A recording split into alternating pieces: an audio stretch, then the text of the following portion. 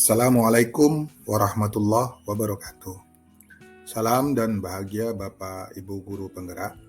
Perkenalkan, nama saya Darwin, calon guru penggerak Angkatan 7 Kabupaten Mempawah. Kali ini saya akan menjelaskan mengenai kesimpulan dan refleksi filosofi pemikiran Ki Hajar Dewantara Modul 1.1 Koneksi Antar Materi. Anak bukan tabula rasa, tetapi anak adalah individu yang memiliki sifat yang unik dan berbeda-beda, yaitu anak yang memiliki bakat, potensi, dan kemampuan yang harus dituntun sesuai dengan kekuatan kodrat alam yang dimilikinya, dengan harapan anak dapat tumbuh dan berkembang sesuai dengan kodrat zaman sehingga tercapai kebahagiaan dan keselamatan hidupnya. Seorang pendidik harus mampu memaksimalkan potensi yang dimiliki oleh anak dengan cara menuntun, bukan menuntut. Menuntun anak atau among yaitu dengan memberikan contoh, membangun semangat, dan memberikan dorongan yang kuat dan terarah. Dalam menuntun anak, tidak boleh dengan paksaan atau kehendak pendidik, tapi harus memerdekakan anak dalam arti berfokus pada kemampuan anak, pembelajaran berdiferensiasi, integrasi permainan dalam pembelajaran, agar menumbuhkan karakter anak dan keselarasan akan cipta, rasa, dan karsa, serta terbentuknya kebudayaan dan peradaban bangsa. Pendidik menciptakan ruang bagi murid untuk bertumbuh secara utuh agar mampu memuliakan dirinya dan orang lain, serta menjadi manusia yang mandiri, merdeka, dan berkarya. Apa yang Anda percaya tentang murid dan pembelajaran di kelas sebelum Anda mempelajari modul 1.1?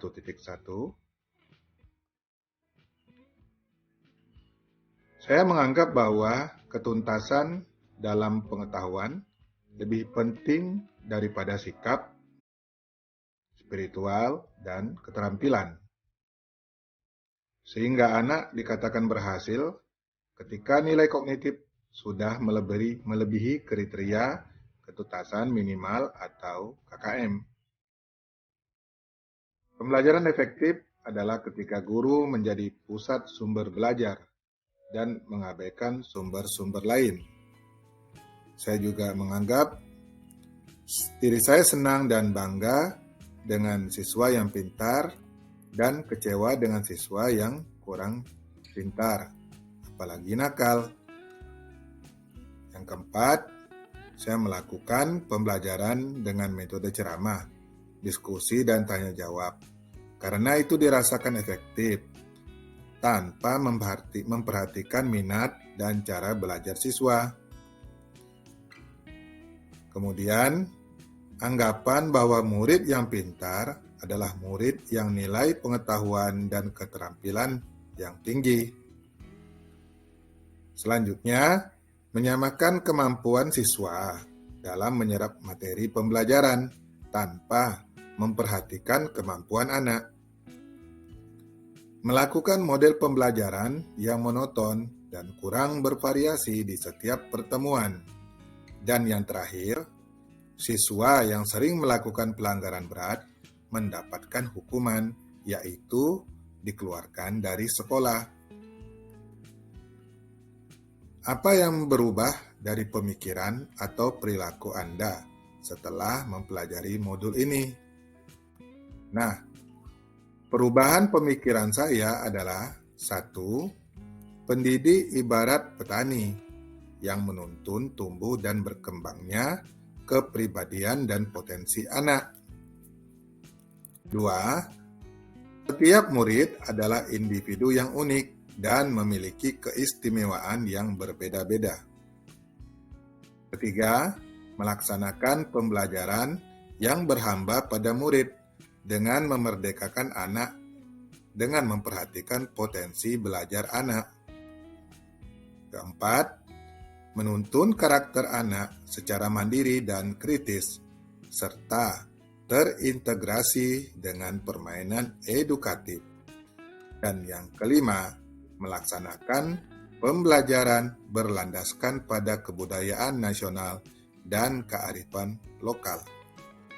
Sedangkan perubahan perilaku saya sebagai pendidik adalah bersikap terbuka dan peduli terhadap semua anak tanpa memandang perbedaan apapun.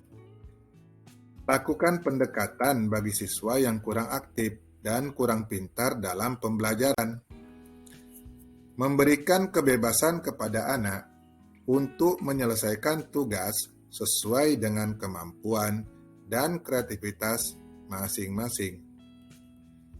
Kemudian, menggali dan mengembangkan potensi sesuai dengan kodrat yang dimilikinya.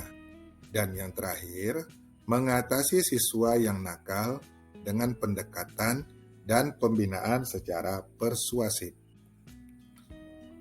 Apa yang dapat segera Anda terapkan agar kelas Anda mencerminkan pemikiran Ki Hajar Dewantara? Pertama, menerapkan konsep merdeka belajar kepada murid untuk eksplorasi dalam menentukan cara belajar, baik akademik maupun non-akademik, untuk menerapkan proyek penguatan profil pelajar Pancasila. Kemudian, menginternalisasikan nilai karakter atau budi pekerti sesuai dengan kearifan lokal dan sosial budaya. Kemudian, melakukan proses pembelajaran secara menyeluruh, bukan hanya aspek kognitif saja, namun juga afektif, psikomotor, spiritual, sosial, dan budaya. Kemudian, melaksanakan pembelajaran yang berpusat pada murid melalui pembelajaran aktif, mengeksplorasi kemampuan murid sesuai dengan metode dan model pembelajaran, karena guru bukan satu-satunya sumber dan referensi dalam pembelajaran.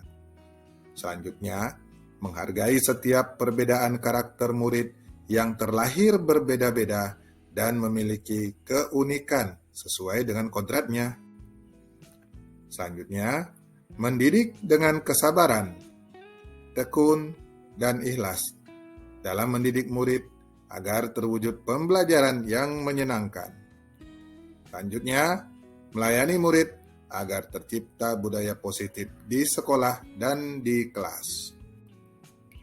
Selanjutnya, menuntun, membina, dan membimbing anak dalam mengembangkan potensi dan bakat yang dimilikinya sesuai dengan kodratnya dan perkembangan era digital saat ini, agar anak mencapai kebahagiaan dan keselamatan.